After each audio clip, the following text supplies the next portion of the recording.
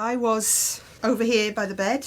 My mother was where you are by the chair. Right. Helen was just at the end of the bed, and Stuart, the son, was over by the door.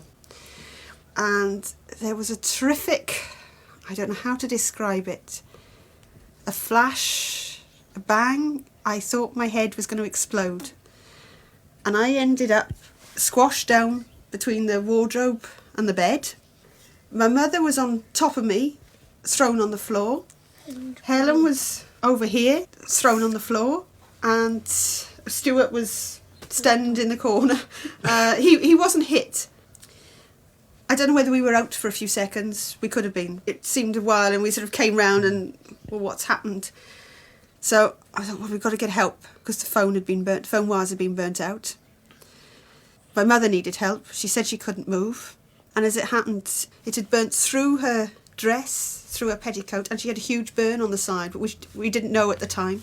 No feeling from the neck down. I had no feeling in my legs and arms, and Helen had no feeling in her arms at the time. I don't know to this day how I got from where I was to the top of the stairs. My mother was on top of me, and I don't know how I got her off still. My first thought was, I'll send Stuart out. No, I can't send him out, because it was still lightning, thunder. So he got me some shoes. I couldn't get any shoes on because I had no feeling in my legs. They were that feeling when you come from the dentist and you're all numb and tingly. So I found a pair of my husband's, managed to get one of those on, and Stuart got me a coat. At the time, there was no one living next door. There was no one living opposite. I couldn't see, obviously, anyone out. So I had to get from here to a neighbour's down the road.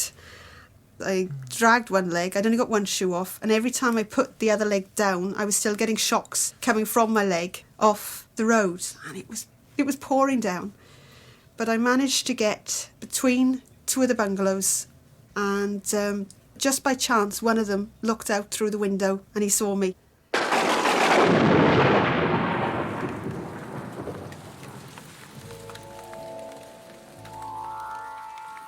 In films, the picture of that zigzag pounding the landscape is now such an obvious part of Gothic imagery, like black robes, crucifixes and dungeons, that we almost smile when we see it flash for real. Lightning seems like a forgotten nasty. When one reads the tales of those who've been hit by it, usually just a few lines in a newspaper somewhere, it all sounds like some old disease that was supposed to have been stamped out, but hasn't been. You've got a burn. This is where it came in through the window. Looks like a cigar's been left there. Oh gosh, yeah, that's definitely a burn. And what's that? these were on the windowsill at the time. These little squirrels, China squirrels, exactly where the burn mark. And you can see he's lost his ears, and he's bleached the colour out it. Turned them punk. Yeah, they were dark brown. Yeah, it's taken the paint away as well, hasn't it? Yeah, and I mean these are double glazed windows. It's the glass isn't cracked or anything. And it went out at the side of the house. We lost a tile on the side of the house. It's the same way that when the lightning came in, it seemed as if it hit us here on our stomachs and came out through our feet. Because I had I've been in a medical journal as well, like a great big giant snowflake that came up on my stomach and on my legs. And did you have any expert come in to sort of say why it struck here or anything like that? No. You accepted it as just chance? Well, it's one of those things, I suppose. Did you ever start to wonder why it hit you or anything like that? No. I mean, it's just one of those freaky accidents. Have you ever met anyone else who's been struck by lightning? No. Not many people survive after it. We just teed off as usual. I had my son with me, who likes golf. He usually walks around and sort of pulls the clubs along and everything. And yeah, it was no problem. He was enjoying it, having a good day, until we got to the ninth hole. And I was a bit concerned about my lad was getting wet, because at the time he was walking along holding my hand. And then he decided to run off and play in the rain. And I said to him, come underneath the umbrella. I said, because if you get wet, I said, your mum won't let us come again. That's all I was concerned about, her having to go at me for taking him and getting soaked. Anyway, he didn't come under. And I've walked over underneath a tree down by the 10th hole. And the next thing I remember, I was laying on the floor with a load of people looking up at me, unable to speak. And It was a really, really weird feeling. My mind was just racing, just like a pinball machine, just sort of flashing from one thing to another, and feeling very, very stressed out. I had a shell suit jacket, and I remember looking down at it, and there was like 2 big burn holes in the front of it. It was melted like a black plastic, and I looked at my chest and was just completely black. I didn't have any idea until I actually heard someone who was around me saying they'd seen me get struck by lightning. One guy said he saw a flash and I was in the middle of it, and he said, you know, it looked like something out of Star Wars. You actually lit up for a second? Well, that's right, yeah. He said it was just a very bright flash and I was in the middle of it. But to me, it just felt like as if you'd run into a brick wall. And have you been back since it happened? No, I haven't, no. Yeah, it looks like a black mark there. Yeah, that's right, yeah. Because one of these branches came down, and this is it. This was, you can still see it's burnt there. Ah. This branch here that was out here, this one came down. Yeah, it's really, really strange sort of coming back here now, talking about it, I tell you. Makes me feel a bit eerie. I can feel the hair on the back of my neck going up. Even after, you know, when people were fussing around me and said, oh, you realise, you know, you're lucky to be alive. I never thought of it like that. I never once thought, you know, I was going to die. But after coming out of hospital for a couple of weeks, I was at home. The burns on my feet were needed time to sort of heal up. And I started sort of thinking about things in a different way. At the time, I was working as an insurance salesman and doing quite well. But I knew, it's more or less as soon as I came out of the hospital, that I didn't want to do that job anymore. I didn't want any pressure at all. I think what it was, I suddenly sort of realised that I'd come close to death, and I thought to myself, you know, well, you're on this earth for 80 years or whatever it is, and it's not a rehearsal, you've only got one life, so you've got to enjoy it, you know. Why am I doing this that I don't enjoy? So, really, the fact of getting struck by lightning made me change my job. So it made you question everything? Yes, yeah, I did. I questioned sort of things about life and fitness as well. I went on a sort of a fitness regime where I wanted to get really, really fit, you know, almost as if, right, I'm not going to sort of be a heart attack victim or anything like that. And I actually lost 2 stone. So, yeah, I mean, it changed my life in various ways, and just by the way I think. Looking back now, the guys that are quite content with their lives, to just plod on, earn a living, and generally enjoy themselves, they've got it right. Not the guys that are in a pressure cooker every day, striving to get higher and higher. And would you say all this reflection on life was caused by the lightning strike? Before the lightning strike, you were a bit mixed up, and it's all came from that day. My attitude to life really changed on that day. lightning, hurricanes and avalanches are potent reminders that we have an uncivilised past and that we're not the first people to live on Earth. Even though modern society contains so many forces, river, sea, wind, and not with total success either, the amount of protection we can amass against lightning is still very small. Staying in with a good conductor is about it. Lightning holds a rebellious, antisocial place in our imagination. Many a playwright has used the symbol in this way. When huge corporations have their computer systems destroyed by a strike, there's a delight that something so predicated on order, something so organised, can be taken out. Lightning is the original surgical strike, the electrical Robin Hood, still able to wipe the smile off the reigning orthodoxy.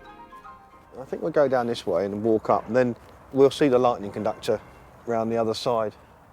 This was, a big job for us, but How high is it? it's 165 feet to the top of that cross. That cross is actually 10 feet tall. You wouldn't possibly believe it from here, but it's a fair old height. Yeah. We were once doing some remedial works on St Albans Abbey, and we'd laddered the flagpole. It wasn't raining, but it was damp, overcast.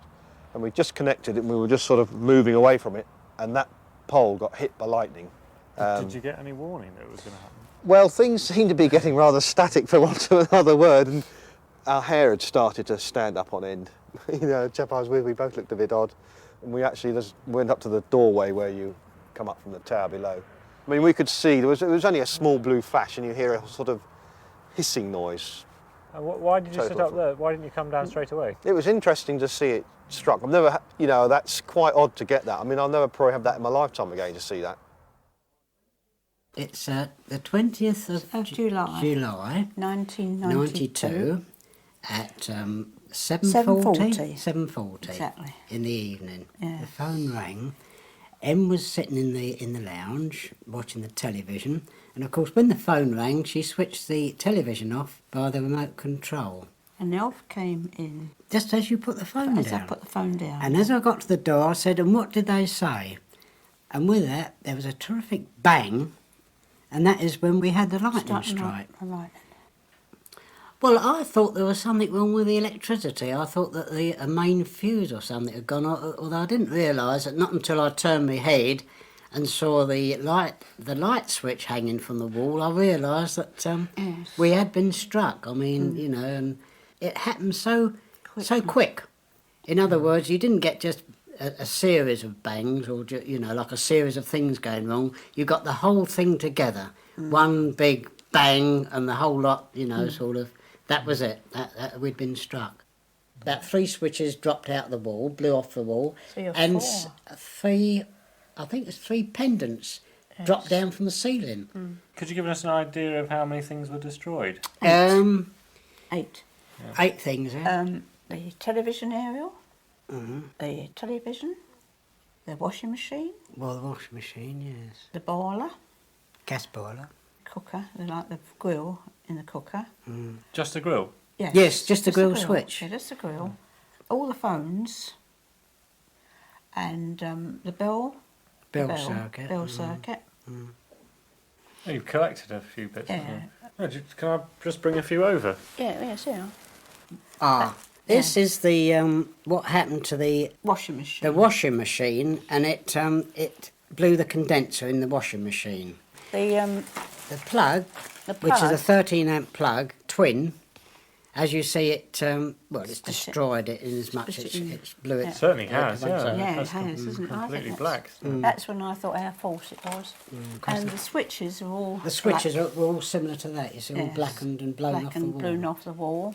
The actual lead, the down lead from the aerial, was that bit's not too bad, No, really. one was but worse than that. It's all bitty. So Oh, no, it's very black. yes, but it It's all pitted. it ran along the side. That's of a it. television cable, isn't it? Yeah, that's the coaxial.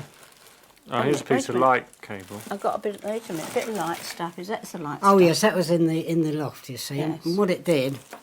Oh no, that's not lighting cable. Isn't Then. it? No, Is that that's the stuff that was outside? that's a bit of telephone or something, isn't it? I say certainly last year I've seen the results of what it can do as well. Mr. Pritchard you went to see, he's a very good case. In fact, I asked him to keep all his bits and pieces. I don't know if he did or not. Yeah, he's got them, yeah. Oh, right, I might give him a ring and ask him if I could perhaps have them one day, or he could leave them in his will to me. Well, you collect mementos of light. Well, I would do, yeah. I've got a couple of bits of tape which have been melted in half by a lightning strike. That was quite recent. That was last year as well. So, yeah, anything like that I would keep. But he had a very good strike. I was most interested, really. It's a bit morbid for poor old chap because he hasn't got any house insurance. As I said to him at the time, he is looking to me to give him a reason. I just said to him, I believe in 2 things, God's law and sod's law.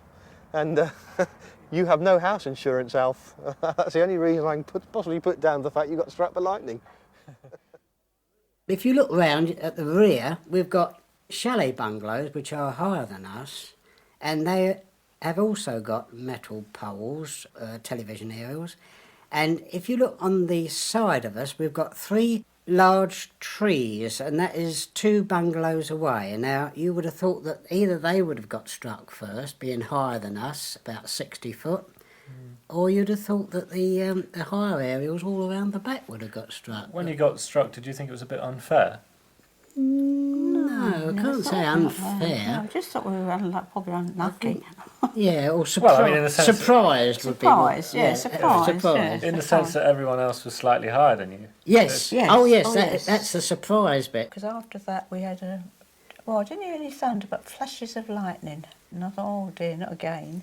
But I get up and I go and put the lights on. I pull all the curtains and No, when you're, as I say, put when the you're on light on so I don't see the flashes. when you're on the coast, away at the seaside or somewhere or wherever, and see it moving over the sea, I think it's quite. You never thought, pondered it or anything? You never wondered No, only why when it struck you? Or... No, only when, as I say, when I was a kiddie years ago, we used to live quite near a church, and I used to, if there was a heavy storm, I used to go in the front room, thinking that I would see the lightning cascade down the side of the steeple on the lightning conductor, but I never did. Perhaps God answered your wish many years later. Yeah.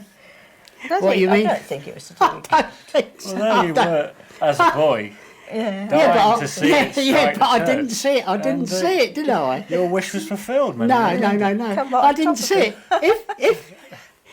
If my it wasn't a wish, but I thought I might see it, but. No, were I hopeful. can't. I mean, you can't say that because I didn't see anything. All I heard was this terrific bang. I mean, I didn't see anything. Did you get any signs? Did your hair stand up on end? No, nothing at all. There wasn't any thunder. Just no There thunder. was no lightning thunder or before. lightning. It was just a Heavy heavy fall of rain. Yeah. Now after that, I never heard any lightning and thunder either. I suppose that was a Probably shock. deaf. When I actually see a storm now, I mean, I'm not frightened because I enjoy them. I was down in the West Country a year or two ago, and there was most fantastic storms, and I stood up and watched it. I actually enjoy seeing the lightning, but with some of the storms we had last year, the strokes that were coming down sort of 3 o'clock in the morning, and I think, God, if someone was underneath that, I mean, that is the end of you.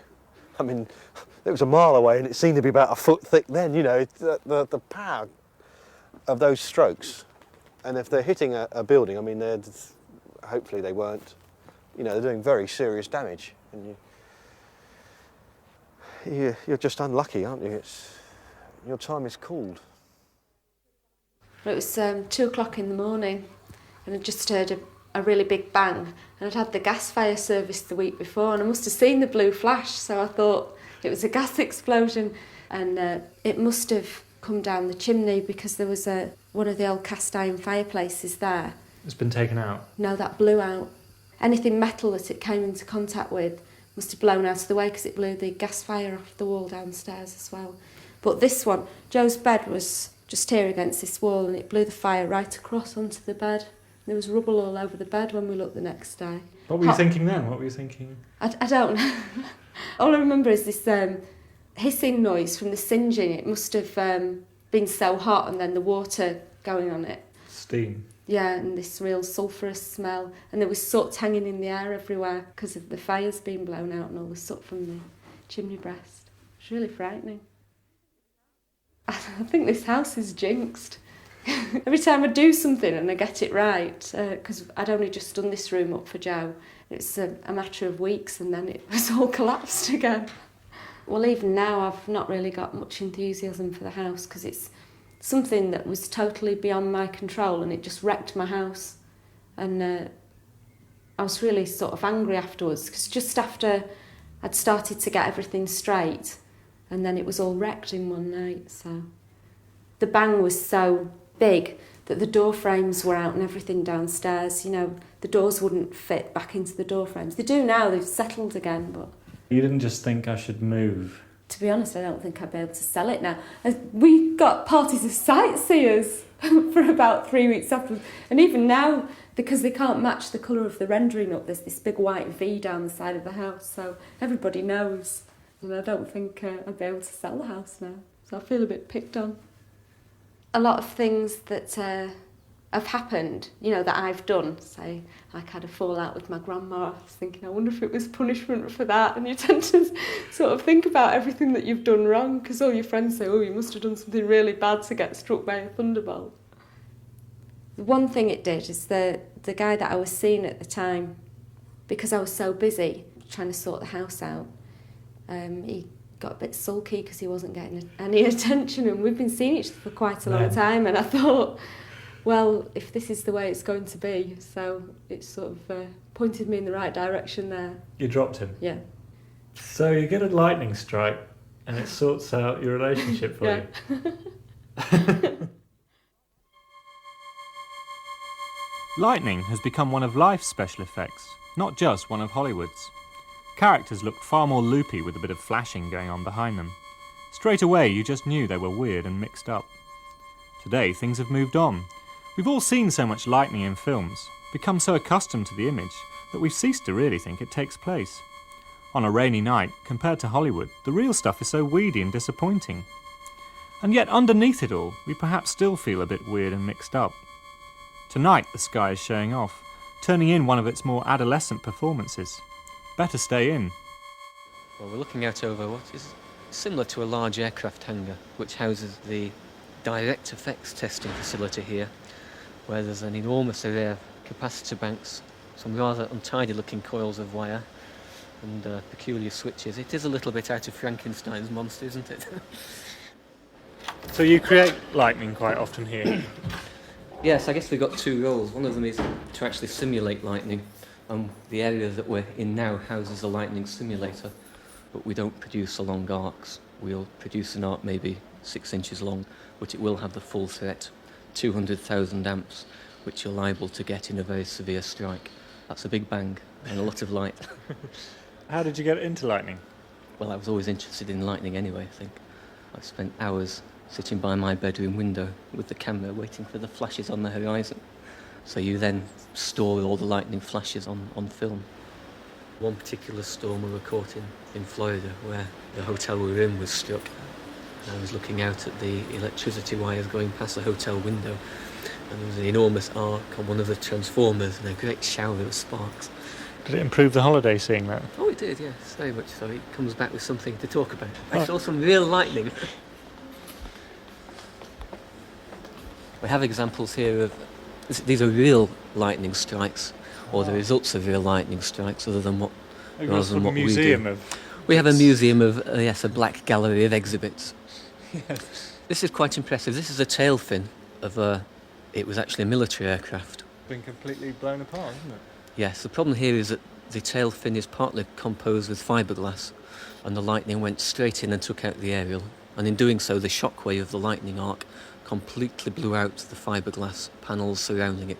And in fact, that mechanism is very similar to the mechanism that causes damage to trees, for example, during a lightning strike. The current will flow through that part of the tree which is damp, so it will often go through the sap. And in doing so, it will boil the moisture, which will expand and actually blow the tree apart. And so you end up with a partially fragmented tree, which is quite spectacular to see. Oh, it's strange here. We work in an area where we control lightning in a way. We know where it's going to attach when we do our tests, but to see a tree blown to thousands of tiny little pieces makes you aware of what the real problem is. And are you fascinated by it because it seems close to death? Oh, that's part of it. I'm sure that's why it's a fascinating field. Yes, it gets the adrenaline going. You're not by any chance religious, are you? Yes. Do you think lightning connects up with God in any way? Well, that's an interesting one. I mean, it is an act of God. I was a friend who's a vicar, and he was saying, you know, my boss can produce better lightning than you can. I wouldn't argue with that.